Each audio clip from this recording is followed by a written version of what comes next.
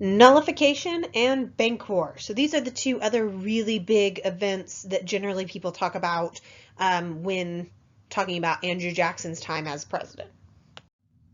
So just looking at the Indian removal, many people basically saw Jackson as being on the side of states' rights over national power. But Jackson's more complicated than that. He took the states' rights side in Indian removal, but what about other issues in regards to economics?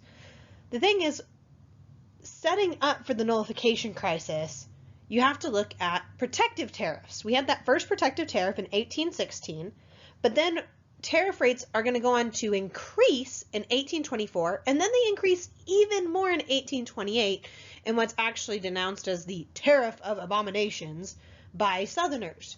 The thing is, Southerners were really mad because they felt like basically Southerners were taking this anti-tariff sentiment that's fueled by the economic argument that basically high tariffs worsens an agricultural depression because it raises the cost of manufactured goods that a lot of farmers and planters are having to buy. Because remember, tariffs increase the price overall of goods, make it cheaper to buy American made, but it's still more expensive overall. And also in turn, you have to keep in mind that a lot of other countries might lessen their demand for certain like agricultural exports from America, kind of as a way of having like their own tariffs against the United States and back and forth into like tariff wars and everything like that.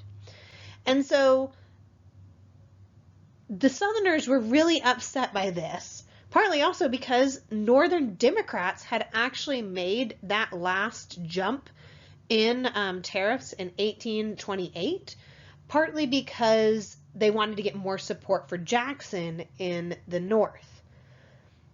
So overall, we're seeing Southerners really feel like these protective tariffs are unconstitutional. They feel like it's an extension of national power over states' rights, and Southerners are going to link it to slavery. Southerners are going, if this is how the national government is affecting them just economically with tariffs, what if this is actually a prelude to the forced emancipation of those they have enslaved in the South?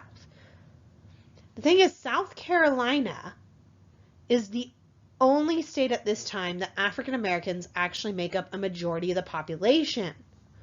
And so they are going to be the big state that is going to go against the tariff and are going to set forward nullification, which I'm going to get to in a second.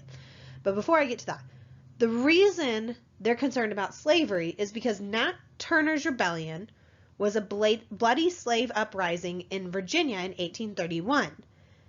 Plus, you have some earlier aborted rebellions in the 1820s, which I'm going to go into way later.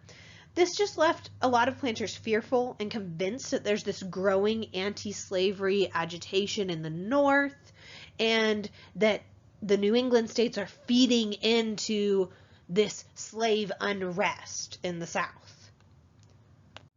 So, these anti-tariff forces in South Carolina, where remember African Americans make a majority of the population, they're going to join together and call themselves nullifiers. And then they're going to argue through John C. Calhoun, who is the vice president. Basically, they're going to argue this doctrine of nullification. The doctrine of nullification is that a state, if they acted through a popularly elected convention, that the state has the sovereign power to declare an act of the national government null and inoperative. So this would be putting states' rights over the federal authority. Now there's more to this. What they also present is that once a state nullified a law, that law would be unenforceable within the state's borders, unless 3/4 of all the states of the United States of America approved a constitutional amendment delegating to the national government the power that was challenged. So if South Carolina decides to nullify one of these tariffs, then that tariff would be inoperable in South Carolina until 3/4 of the states of the United States actually voted to make an amendment to the Constitution saying that the national government had the right to have that tariff. But there's another part to it, I know. If the amendment passed, so 3/4 of the states did say yes, and they do amend the Constitution, then the nullifying state had the right to leave the Union. So no matter what, the state that's nullifying the doctrine or the particular law doesn't ever have to put that law into effect if they nullify it. South Carolina, in a convention in November of 1832, would go on to nullify the tariffs of 1828 and 1832, which had actually lowered the tariffs, but basically not enough for them, believing that Jackson would back them up. Jackson does not. Jackson saw this whole idea of nullification as really a dangerous and nonsensical perversion of the Constitution. He actually vowed to crush any attempt to block the enforcement of federal laws. Jackson would actually go forward and get permission, actually authorization from Congress, to put down these nullifiers by military force. This is also going to combine with a new tariff was arranged in Congress that would cut duties in half within 2 years, known as the Compromise Tariff of 1833. So this would actually lower duties to about 20% over a 10-year period as well. Combined with the idea of military force being used against them and the Compromise Tariff of 1833, the nullifiers of South Carolina are going to back down. But this is how Jackson alienates another group, is by affirming the right to use force against a state in defense of federal authority. What really happens here is Jackson actually drove some planters out of the Democratic Party. And then you get the bank war. We get to talk about a lot of economics here. Banks were extremely problematic at this time. The thing is, gold and silver coins are scarce. The national government didn't issue or regulate paper currency. In fact, most money that you see in the United States at this time were primarily notes that had been issued as loans by either private or state-held banks.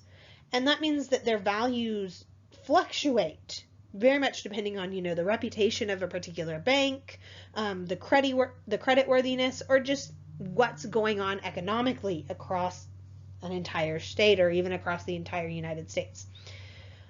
Oftentimes, new banks would also move into town, set up shop basically, would issue notes without gold or silver in their reserves to back up what they were loaning, and then skip town when they were about to be found out.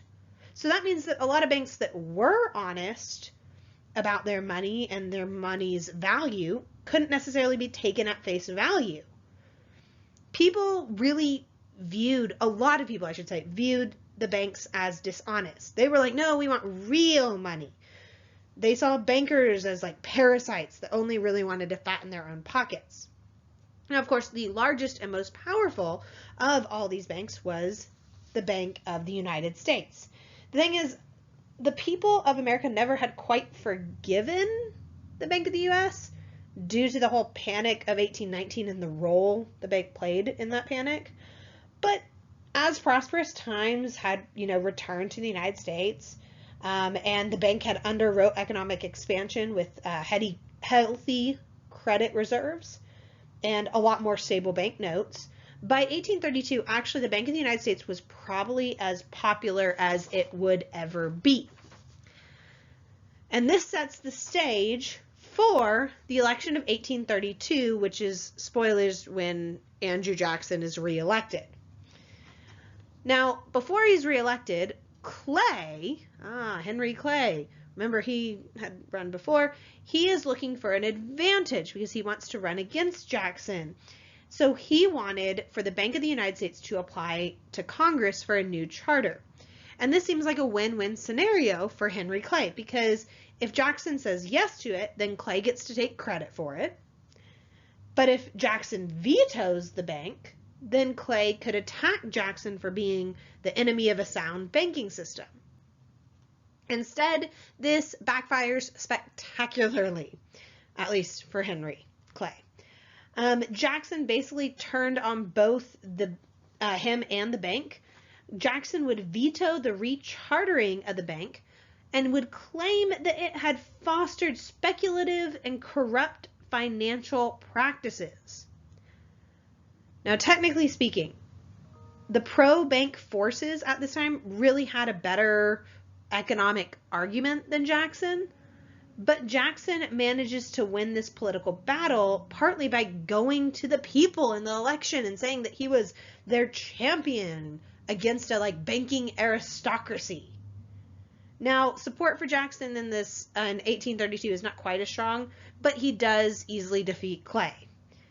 But if Jackson's going to be the champion of the people against the banking aristocracy, he needs to not just veto rechartering the bank, he needs to destroy the bank. So Jackson would go on to find a Secretary of the Treasury who would agree to sign the order that would remove federal deposits from the bank in 1833. Now keep in mind, remember, pro-bank forces actually had a better argument. And so the first two choices for Andrew Jackson's Secretary of the Treasury, who he wanted, to have remove federal deposits from the bank, actually refused to do so. Still, his third choice will remove these federal deposits from the bank. And at that point, the bank is basically reduced because it's just no longer getting those deposits from the American government. Instead, the American government's money would be deposited in state banks, and of course, those state banks just happen to be controlled by loyal Democrats. So we're seeing that spoils system at play again. Technically, Jackson's won the bank war, but it did leave the impression that, Democrats played fast and loose with the nation's credit system, so people are a little concerned about that. You could see how this could alienate some people against Jackson. However, immediately afterwards, you're going to get high commodity prices, abundant credit, both at home and abroad, meaning that you kind of get this buying frenzy of Western land. Prices are soaring. Things seem to be good, although when you're seeing a lot of people buying on speculative practices, inevitably this bubble has to burst, and it will do so in the Panic of 1837. The thing is, by that point, Jackson's no longer in office. He's reelected in 1832, so he serves his next 4 years, and so the panic doesn't happen until his successor, Martin Van Buren, is the next president. He's the one that really pays the political price for Jackson's economic policies. So, I want you to think about everything we've looked at for Andrew Jackson. And I want you, as a part of your journal, to characterize Andrew Jackson in one sentence.